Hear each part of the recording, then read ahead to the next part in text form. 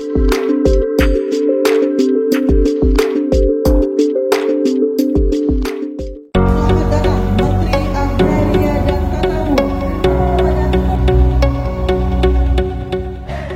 Agraria dan Tata Ruang, Kepala Badan Pertanahan Nasional disingkat ATR BPN, Nusron Wahid, mencanangkan gerakan masyarakat pemasangan tanda batas atau Gema Patas secara serentak di 23 kabupaten kota yang tersebar di 8 provinsi.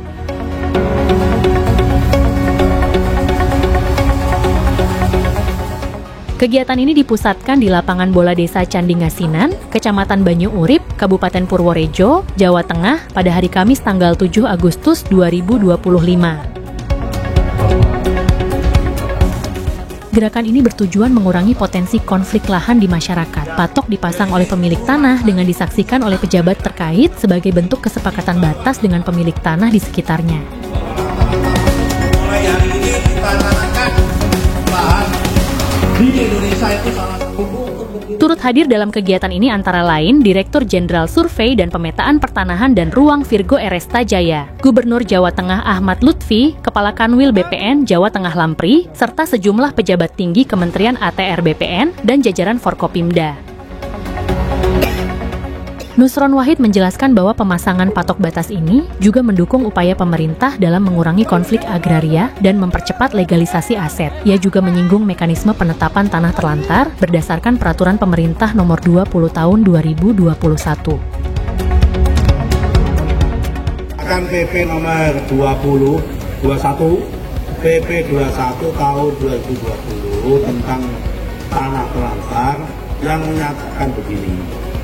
Tanah negara atau tanah yang berupa HGU maupun HGB setelah 2 tahun dikasihkan haknya oleh negara berupa HGB maupun HGU, maka itu masuk tahap evaluasi. Evaluasinya apa? Apakah tanah tersebut dikerjakan apa tidak, didaya gunakan apa tidak, dimanfaatkan apa tidak. Sifatnya yang HGU dan HGB, bukan tanah warisan. Kalau tanah warisan cuma 20 meter, 30 meter menjadi objek ini. 2 tahun setelah menerima HGU dan HGB. Kalau selama 2 tahun itu tidak ada kegiatan dan aktivitas untuk memanfaatkan tanah tersebut, contohnya kalau HGU, janjinya minta HGU untuk nanam apa? Nanam tebu. Ternyata 2 tahun nggak ditanamin tebu. Maka pemerintah boleh pertama kali adalah ngasih surat pemberitahuan. Tanah kamu kalau dianggukan berpotensi menjadi tanah terlantar dan dapat diambil negara. Nah, pemberitahuan ini dikasih batas waktu.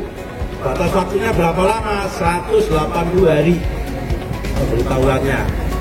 Nah, kemudian juga yang kedua, kalau HGB juga sama.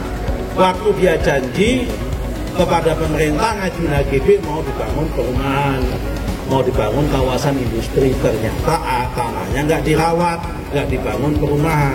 2 tahun kemudian dikasih surat pemberitahuan. Tanahmu kalau nggak segera dibangun bisa berpotensi untuk ditetapkan menjadi tanah terlantar. Pemberitahuannya 180 hari. Setelah 180 hari yang bersangkutan masih bandel, tidak melakukan aktivitas apa-apa lagi, dikasih surat peringatan pertama. Surat peringatan pertama waktunya 90 hari. Setelah itu dievaluasi lagi. Kalau dievaluasi oleh tim ternyata yang bersangkutan masih bandel lagi, peringatan kedua.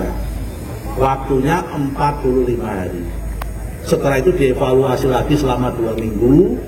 Kalau masih bandel lagi, nggak ada perkembangan, kasih peringatan ketiga 30 hari.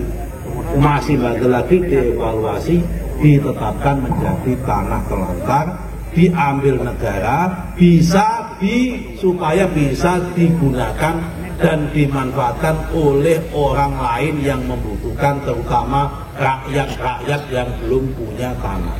Jangan sampai orang nggak ada satu sisi orang nggak punya tanah, mau nanam singkong sulit, ada yang punya tanah ribuan hektar tapi dianggukan, itu nggak boleh. Jelas, totalnya dari pemberitahuan sampai penetapan butuh waktu 587 hari. Waktunya lama, sehingga dikasih kesempatan untuk segera mendaya gunakan tanah tersebut. Jadi pemerintah dalam menetapkan tanah terlantar yang kemudian bisa diambil alih oleh negara itu tidak serta-merta dan tidak ujuk-ujuk ada prosesnya. Termasuk tanahnya orang kecil nggak mungkin itu diambil. Karena kalau orang kecil jangankan tanah 1000 meter, 200 meter, 300 meter pun pasti dimanfaatkan.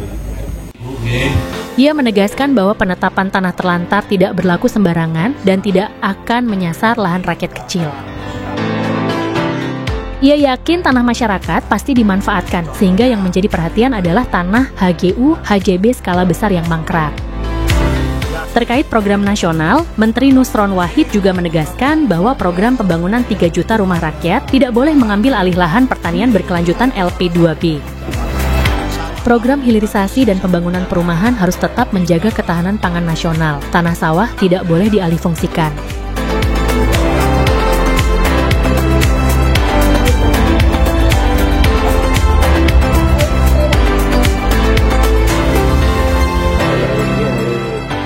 Dari Purworejo, Widarto, Bagelen Channel melaporkan.